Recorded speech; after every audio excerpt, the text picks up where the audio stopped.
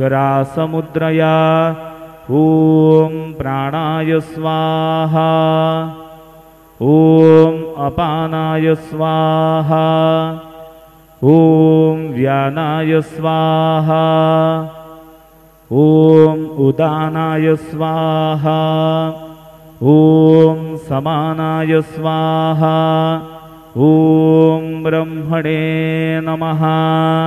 नैवेद्यमध्ये पानीयं समर्पयामि पुनर्नैवेद्यं निवेदयामि।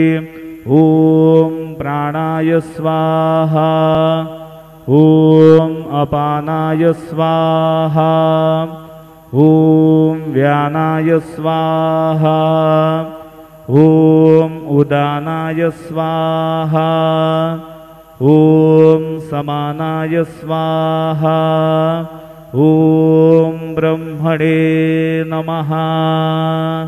नैवेद्यं समर्पयामि हस्तप्रक्षालनं समर्पयामि मुखप्रक्षालनं समर्पयामि। शेषोपचारार्थे प्रार्थनापूर्वक नमस्कारं करोमि। श्री सच्चिदानंद सद्गुरु साईनाथ महाराज की जय।